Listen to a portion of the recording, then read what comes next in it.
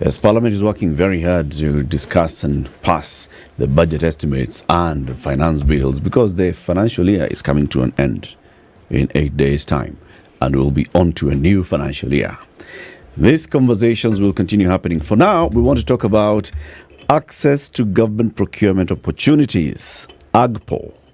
People have heard about this, people have talked about this, and so we want to discuss it in greater detail.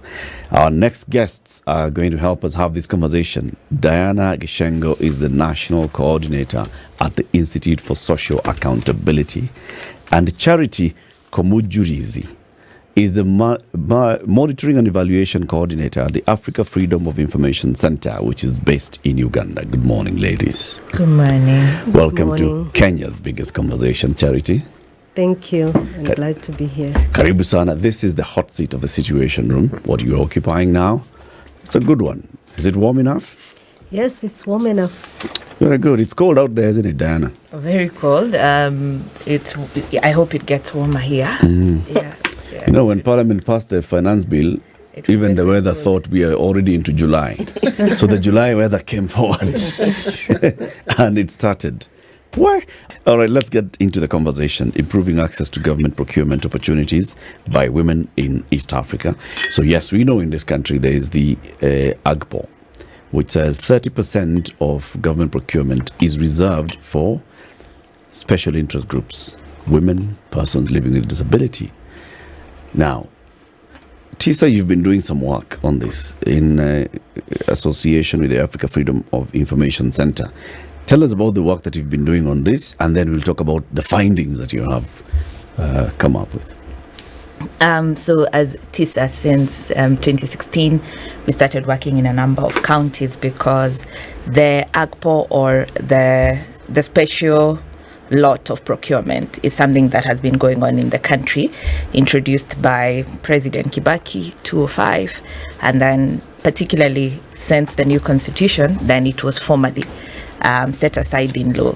But moving around the country, we started off in Elgeyo Marakwet, where nobody was applying. Where do I get the paperwork? All I do, I am informal, I sell by the roadside, we are told they are tenders. And so we supported, we worked with the county of Elgeyo Marakwet to just set up a huduma, quote unquote, to help youth, persons with disability, and women to just get the basic documents, then apply. They did, and there was some level of success. But later we decided, let's analyze how is it going at the national level. And so we conducted a research on AGPO around operational barriers, institutional barriers, legal barriers, and so on at the national levels and in 5 counties.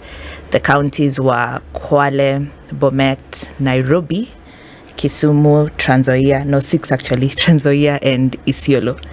And in the process, we interacted with women who had thrived in that particular process, others who just hate the process because of how much they have to interact with corruption.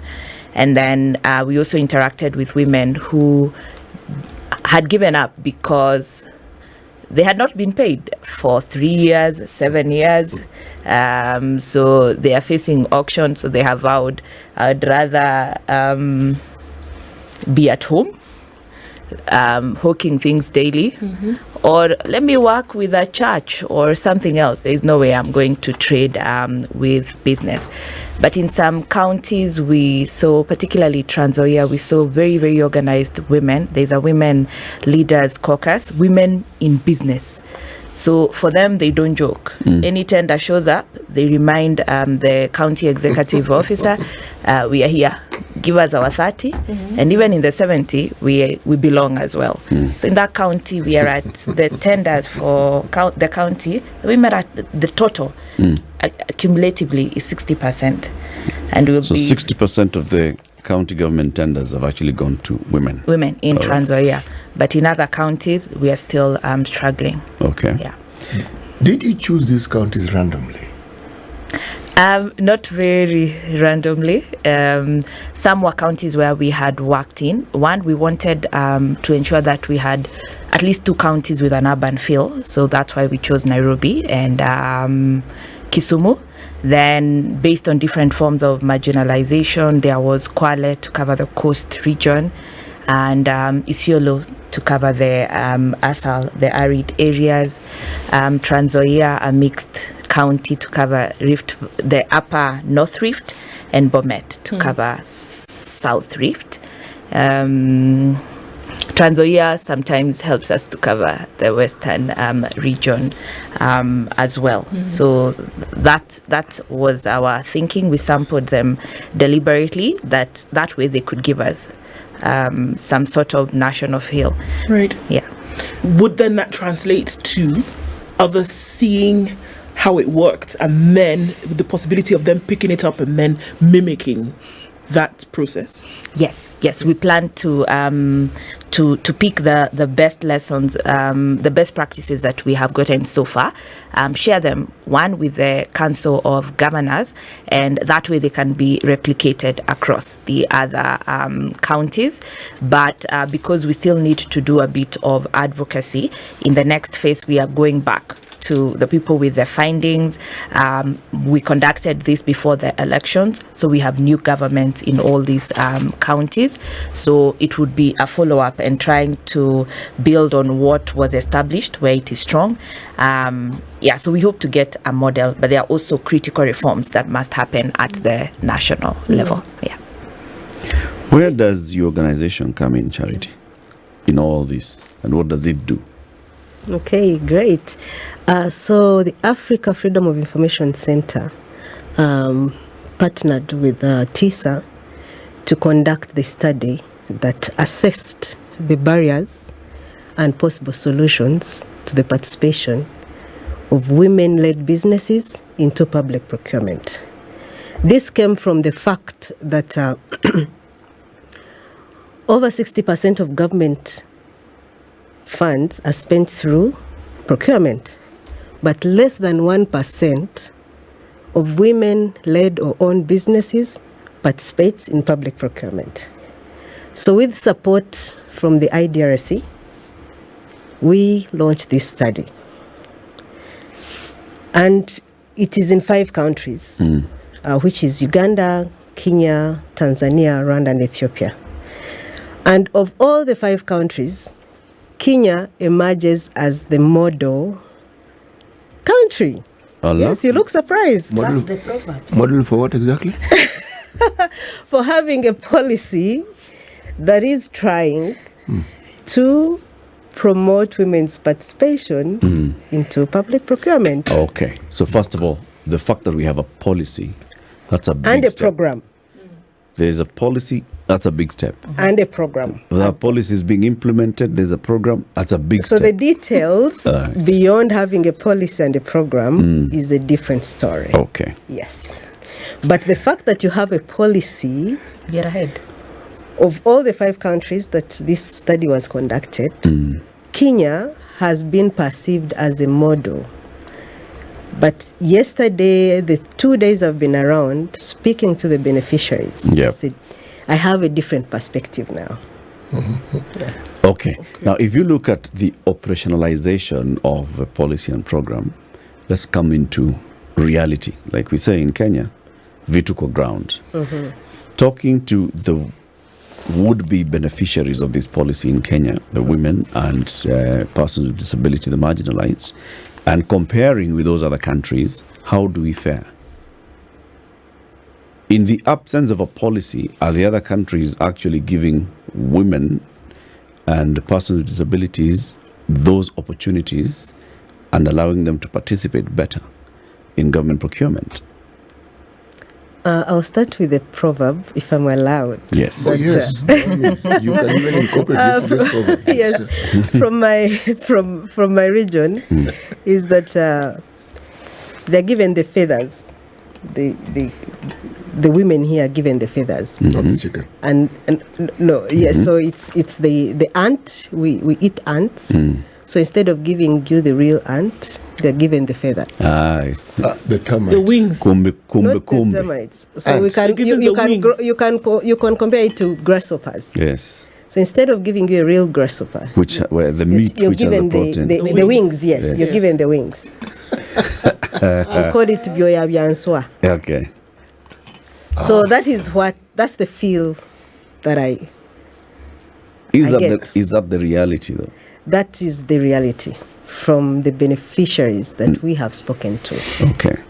From the beneficiaries. Yes, that we have spoken to here. Is it based on that they applied for the meat, but they were told, no, you don't qualify for the meat, you only qualify for the wings? Or is it that they only applied for the wings because they felt that they only deserve the wings? So what is on paper gives an impression that this is the meat. Yet the reality, it's actually not the meat. We were speaking to one Olivia. In her statement, I'll repeat, she says she's no longer interested in AGPO because it has a lot of corruption, that is number one, and the contracts that are reserved in that quota are very small. The energy, the investment put in form of energy, time, and money is not worth it. She went ahead to say that perhaps AGPO was designed for the women to just start small stalls around. But the real women who have the muscle, the engineers who have over time built their capacity, are now beyond it. Those who have even competed with the Chinese, for example, in infrastructure, cannot think about going for AGPO. So her question is, did the government want to build capacity or improve the women's economic arm? So that is the question. Or tokenism. What was the objective of AGPO? Is there anything wrong with those two? Because you've talked about building capacity, which is something that, everybody asks for across board. Building capacity to be able to perform. And then also building an economic arm whereby women then are at the forefront of this. Two of those things for me is what folks have been fighting for the longest time. And so the question about what was left, was it, from what we are seeing, is it that it has been designed from the beginning to say, well, this is what we're going to have there for you to come and pick from that? But in terms of the meat has already been taken away and has been left to others, as it were. But since there is this noise, as it were, to have more women included here, then we're just going to leave you with a little bit of this. Because I don't see a problem with capacity building. I think it's a good thing. I don't see a problem with the economic empowerment of women. I think it's a good thing. But I don't think those are the issues that we're facing. I think the problem here is what is actually left for them to partake of was the original design, as opposed to saying, here is everything. Everybody come and compete and let it be competitive. But this competition, if it's business, the ecosystem within which businesses thrive and exist in this country has to be understood for what it is, not what we'd like it to be. Okay. Because there is a term that is often used, and it's used loudly, that an even playing field, no such thing exists. See, if you look at a lot of the businesses that we do, not just as Kenya, but as even in East Africa, or if we move further east and central, go to West, go to South Africa, a lot of the businesses that we Africans do is called crony capitalism. You bloody better well know someone or someone who can push an agenda for you if you want to get into any meaningful business. It sounds strange, but it's unfortunately true. So when you talk about capacity building, what are you saying? What these skills you're building, what exactly are you building? What is it that you are inculcating in these women so that they are able not to forget the competing, that they're able to even understand the ecosystem that they want to get into so that they can now figure out how to move ahead. You see, if indeed it was to further the cause of women, there should be affirmative action, meaning existing groups that do businesses are told, there's this business that we have, we know you do this, okay? So we are going to give you this business. This housing levy and issues pertaining to affordable housing and social housing in this country have raised a lot of hoo-ha and dust. When we were talking to the principal secretary in the Department of Housing, there's something he mentioned. He came with a gentleman who is the chairman of the Juakali Association. They make doors, windows, what have you. Affirmative action. They went to them. They didn't compete. They went to them. Government went to the Juakali. Yes, and told them this is what we want, this is the standard we want, and this is how you do it now. That is capacity building, if you ask me. They may make a few crooked window frames at the beginning, but then on the 10th one, they'll have gotten it. Now, are we saying that this is what was purposed for women when there was this voice and talk about bringing them into this ecosystem of procurement and business? Is that what they were doing? Yes, that was the intention. That was the intention. What has been the practice for AGPO? And true, it definitely started with the most marginalized. And what happens in AGPO is even where there's a very high vote head, it must be split as much as possible to benefit as many women. Now, there's a heavy investment in skilling youth. There's not an equal or a similar investment in skilling women and persons with disability. Whenever there is an awareness creation by, say, Ministry of Gender or a county government, they tell the women, go and get an AGPO certificate. They get the AGPO certificate and they go home celebrating, wow, now I am ready for AGPO. But what they are not told is they must register with every single procurement entity in Kenya to be considered for business. So it is not what CT is saying, they'll go to the Juakali and approach them. No. These women entrepreneurs must go and register in each portal. So most of them are usually stuck. So like Olivia is a seasoned businesswoman. She has applied for AGPO, she's never gotten. All her government tenders are in the open tender system. Why? There the tenders are fewer. This other side, there are so many and so fragmented. So for her, if she's no longer interested, she goes for the open tenders. Faces her challenges, but that's where she has now been skilled in. But even for her, she does not know she ought to register. By a procurement entity, it means every single area where there is an accounting officer. So you don't just register with the Public Procurement Regulatory Authority. You register with KRA and what they procure. Right. You register with the Ministry of Gender Directorate of blah, blah, blah, blah. You go to the Ministry of Internal Affairs, every single procurement entity. If they don't have your details, so it's very, very laborious. What's wrong with that? You don't want to supply everything to everyone. You select where you want to participate. But if let's you've remember seen that you want to supply KRA, you go to KRA. Two things, Eric. And let's remain aware. I do agree that we need to have graduated support for women, because there are women who are already at the middle level of supply. Others can do big contract. Yep. But for AGPO, there's also the woman who is thinking, instead of the government can supplement me, I don't have to sell Skuma Wiki for a week, I can supply a school. Yep. Right. So how is that woman supposed to know all the procurement entities and register in a portal? I get the feeling, and maybe you can help with, I get the feeling that AGPO in its creation, it sounded as though all of this extra work that you're saying needs to be done, it would appear as though it should have been done by virtue of the fact that you get in under AGPO, right? Yes. So you would assume that if I have an AGPO certificate, then if I go to this person to then be able to supply a tender, whatever, that I would have been covered. Yes. So then why is that not taken care of? What's wrong with AGPO? So the problem is it gets linked to our public procurement system that has been very, very fragmented. And Treasury has noted that they are not able to enforce compliance of AGPO or even general procurement guidelines because everybody runs their own system. That is why there's now a proposal for an electronic government procurement system. That way, we would be able to integrate AGPO-related particulars with all other procurement entities.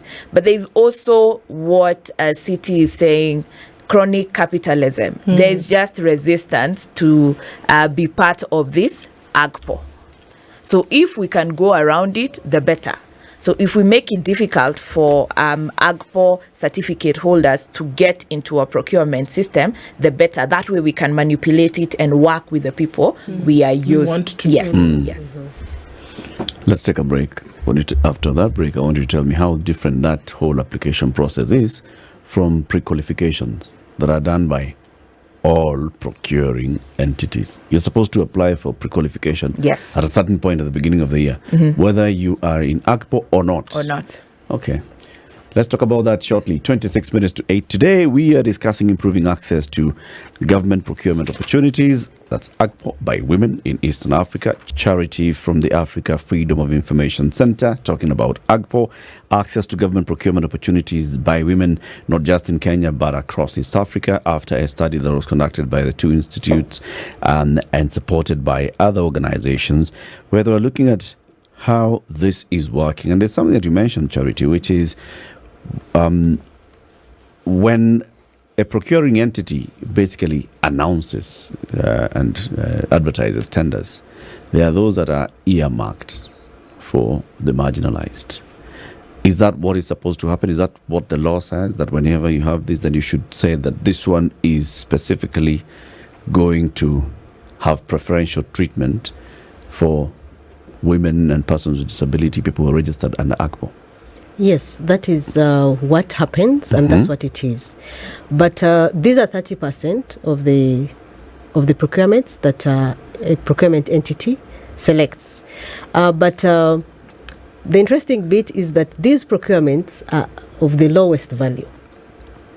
Is this by design in the law, or does the law just give the procuring entity leeway to determine? It is attributed and assumed that women don't have the capacity to do the high value procurements.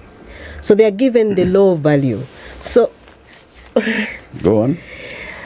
So, and this is where the women are not comfortable. They realize that if a cake is of $70 million, of the $70 million, they're actually being given perhaps 1,000 procurements, but worth maybe $1 million. Can I ask a question, please? Yes, please. When you conducted this research, when you're collecting your data, did you categorize and catalog the types of businesses that women were involved in, the capacities that they had, the areas in which they worked in? I mean, all these details that then would feed into what you're saying, so we would know that there are these number of women groups, businesses that are able to do this, and yet they're never considered for these jobs. Did you get that information? So the information we got is that we looked at the business, the registered women-owned businesses. Yes. And studied the trend of the kind of businesses that they were mostly doing. And we found that the women were actually given businesses to supply food in public entities, to supply uniforms, for example, get tenders for cleaning offices and sweeping the roads. Then procurements of road construction, procurements of supplying equipment and things like items. that was not categorized and reserved for these special groups. But they were not locked out. They were not locked out. Okay. But they were not considered as part of the quota. All right. So these specific procurements... Just let me understand. So the quota that we speak of, this 30%, did not include this high value? Not at any single moment. They didn't? Never. That's discrimination. Okay.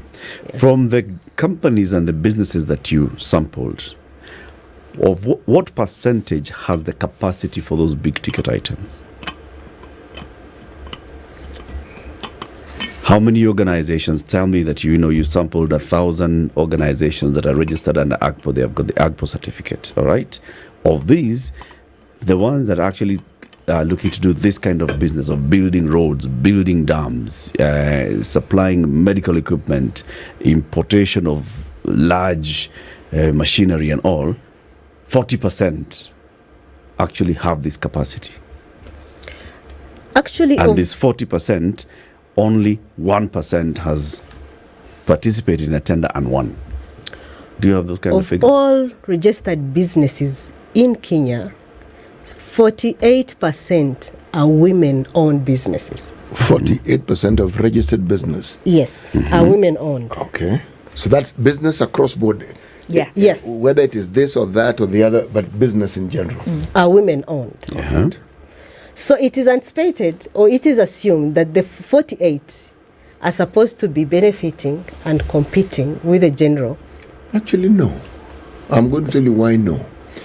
If you don't segregate them and say that of this 48%, this number qualify to participate in this sort of business, this qualify to be in this, so that when they're not included, we know that women organizations and companies that were able and qualified to be in this particular category were not even given a consideration. No, so the 48 are qualified to be women-led and competing for women given opportunities. Even these high-end businesses and procurements that we're speaking of. That is competing with everyone else. So But for AGPO, the 48% are eligible to compete under AGPO. Of But course this they is are. the 30% reservation of low-value contracts. But of the 48 registered, there are those like the Mwema and Mwema who have built their capacity beyond the small contracts. Yeah. So our argument is, or our request, why can't government, even of the big contracts, for example, and say that contracts between Beyond 10 million. beyond 10 million to maybe 50, we are also making a reservation For of those to 30% for those special groups. And that's the question I started by asking.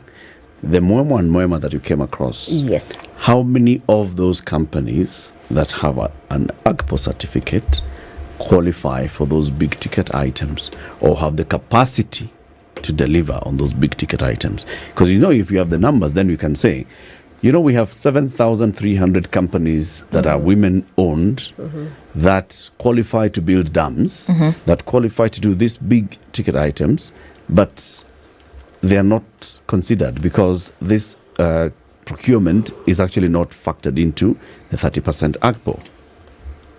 Okay, that is something that we can explore. Less that, then we don't have a solid argument to go by, because Yes. no company is locked out of participating in a tender. Even the AGPO companies can still participate in the bigger tenders. They just will not have it reserved for them. Yes, but is it, that's also a problem. That is also a problem. So one, Why is it a problem? at the AGPO reservation level, we must say women are leading there. They take up 50% of the tenders. Youth take 44%. Persons with disability take about 6%. So they are already occupying that space. This is where you get over the years between 26 billion to 35 billion. That's the value. Okay. And then calculate that against our budgets for the last 3 years. It's usually about 1% that goes to AGPO reservation.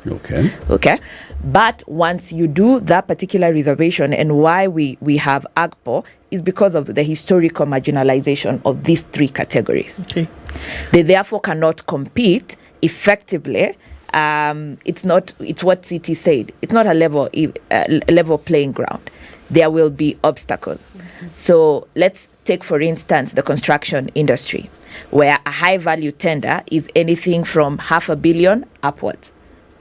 a woman has the muscle for it. But at this point, they are competing with somebody with significant political connections. They will be competing with Exim Bank, the Bank of Saudi Arabia. So at that level, if you get 10 tenders, there is nothing expressly in law to say, let us reserve this for women. Okay? Yeah. Because at that level, you still want to ensure that there is intersectionality and interlinkage all the way. And hopefully, these people who are doing high value tenders can come and help mentor and inspire the ones who are doing very, very small tenders. But you know, there's this thinking. Yes, there are some competencies that maybe certain local organizations or businesses may not necessarily have, but it doesn't mean they cannot participate. So there are specific barriers to that. Why we are pushing for a special reservation, it's because these specific groups have limitations. There are specific barriers that much as they have the capacity, but there are those special limitations that affect them that they cannot compete favorably. What are those limitations? Yes, for the women, for example, we were told that the research found out that some of the social norms are contributing to this. In the evening, when Peter and his colleagues are having a cup of tea or beer, tea. Peter Myself and other women are busy home fulfilling our gender roles. And most of these decisions and information are made over tea. Informally. So by the time this tender is even advertised, Peter knows about it. Perhaps he has prepared. You understand? That is one of it. Then the high levels of corruption. Naturally, women are risk averse.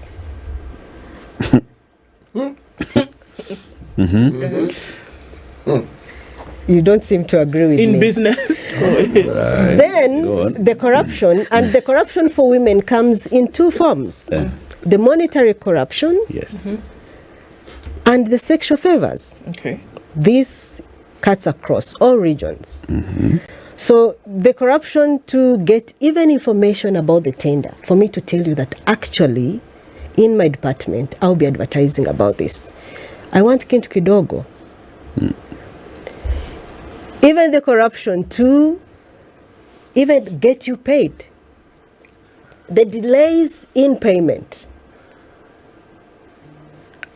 Olivia gave an example that she supplied government 3 years ago. Up to this very day, she has never been paid. It's 3 years. But is it just an Olivia? And this is a thing. Yes. That is it. And I think we're trying to now understand. Is it just an Olivia problem? No, it's Being for everyone. Because it's an pending bills issues are pending bills issue, Yeah. right? Yes. So are we able to say that by virtue of the fact that this is a women's-led organization, the probability of her being paid is lower because of the fact that it's a women's-led business? Not necessarily, but their capital and the ability to have collateral, to able to have more financing to run other business as they wait for payment affects the women more than the men. Okay. Because then the land, perhaps they have one piece of land, then their family can't stand with them because the boys have to share them. So it is so many things that go back to that affects the woman more than the male counterparts. Okay. So can I ask you a question? Sorry, just now on that special limitations. I don't deny that the special limitations exist. I think they exist across board. When we're talking about sexual favors, we're talking about corruption and things like this, or because of social norms or social responsibilities, then you're locked out of a particular thing. That's understood. If there were special spaces that were created, I want to liken it to Parliament, for example, where you have a special creation for nominated senator, a nominated member of Parliament, that guarantees that you're going to have a space. Would we see that if in this line of entrepreneurship, tenderpreneurship, for example, if you kept a space and said, look, of the 70 billion, we're going to make sure that these high-end projects make sure that 2 or 3 of them go to women, would we eliminate these special limitations issues? With no question. The same way they have ensured that women are politically participating, the same efforts and energy should also be invested in the economic empowerment. May I suggest something? By doing just that. May I suggest something? You know, some of these skills that are required for some of these high-end procurement jobs, one may be well-meaning, one may even have the paper qualifications for it, but one may not have the experience. Do you have lobbyists and lobby groups that lobby parliament so that, for instance, even when this business goes to some male-dominated company, there is a clause which says they must include, because there are many things that are being done. This particular section, there must be a female company. So in the process of being involved in that, you acquire the experience that is then required. 2-3 years down the line, you'll be able to do the job that this other person was doing. But at that point, you're probably not able to. Yes, and partly the policy ecosystem is not very bad on this one. And that is why, for instance, for AGPO, the requirement is it must be 70% the special interest group. So if it's a youth, 70%, and it's okay to have 30% of older people for that skilling. If it is women, 70% women, then because of the skills gap, it is okay to bring in people who do not have, who are not women, but who would help to complement the missing skills. So what we have managed to secure is the reverse of what you're proposing, that men be asked to, male-led companies be asked to incorporate women. So we've started the other way around, that these women-led businesses can incorporate other categories that help them to get the required skills. Or partner with? Or partner with them, yes. That's allowed without losing their leadership, because it's within AGPO. So then the idea is, and the proposal is for government to take the model they have of AJIRA to the process of AGPO-related processes. Skill people and also ensure there are linkages with the right companies. With time, it will get to a point where it is okay for us to see as many civil engineers who are on the road as we keep seeing the men. That's the entire concept of affirmative action. And we've seen it play out in the realm of political leadership. There are counties where it feels, let me say, normal to have women leadership. So that's the entire concept. It's something that is growing, and you can only hold an AGPO certificate for 10 years. So there's a sunset clause to it. You cannot be permanently in AGPO. There are very many women who are yet to get, I don't know whether you're in AGPO. Maybe you need to get. No, she's overqualified. She's overqualified. She can never start. Do you think AGPO as a process baked properly in the oven? Do you think it was taken out before it was able to, put, and then yes, it was not properly curated? Yes, before. It was not properly curated, so it needs to be strengthened. And yesterday, both Treasury and the Ministry of Public Service, Gender and Affirmative Action indicated that they are now thinking about developing a proper strategy for helping to curate. But this thing, I think, Dan, I think it was meant to be organic. At that initial stage, you couldn't really put in everything because you also do not know what you're going to encounter. And I like the report, the research that you've done and the report that you've come up with, because it's showing the areas that need to be strengthened. And I think, just like Charity said, if we look at today's proverb, the sun is shining. Let's acknowledge the fact that the sun is shining, that we have a policy framework, we have a legislative framework, we have programs, we have something that has been baked into, added as an ingredient into this cake. Now, obviously, like you've said, even with affirmative action, the best thing would be for it to have a sunset clause. Like, you get into this, you're nominated into parliament, the expectation is that you'll not be nominated by the same political party again and again and again. And we've seen the success of people who've been nominated to parliament, who've then gone out to compete for seats and they get elected in those seats, who've come from the woman representative seat to go to governor, to go to MP, to go to senator, and they get elected. And that's the whole idea. So I think, and this is for you to comment, as we look at this, the idea would be to look at how do we expand what we are talking about, the opportunities that are available for women. Yeah. Maybe increasing the ticket size to a certain level and say so that we can include more. So those who have gotten to middle level, because they still are. 10 years ago, the capacity was not as high as the capacity now. So those who've graduated to middle level can still get into AGPO but are getting a higher ticket. But then beyond a certain limit, go out there and compete for the 70% like everybody else. Right? I do agree to a large extent that that is where we need to take AGPO moving forward. Let me give you a different example of a trader who is 20.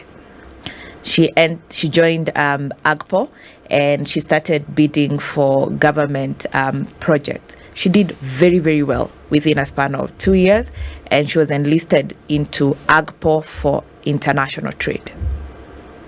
So at 21, she's now skilling other youth and students. She's already out. The value of contracts she's getting, she can't be in AGPO. She will take over the 26. What's unique about her?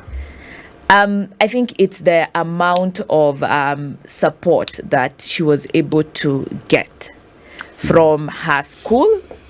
Okay, so she went into a school that had entrepreneurial studies, and her parents. Her social capital. Her social capital was already high enough. Then she decided to start there. So now government is actually appropriating her skills to build the capacity of others, and I think there is a plan to build. That's where the skilling for youth is coming in. Very good. Have you presented this report to the National Treasury and to the Ministry? Yes, the Ministry of Gender, Public Works, Gender and Affirmative Action. Was the ministry that officially launched and received this. We've presented it to Treasury, to the Public Procurement Committee. Because of the issues of corruption and the pending bills, we are also going to present it to the Finance Bill. Okay. To the Finance Committee. For the Finance and Planning Committee of the National Assembly.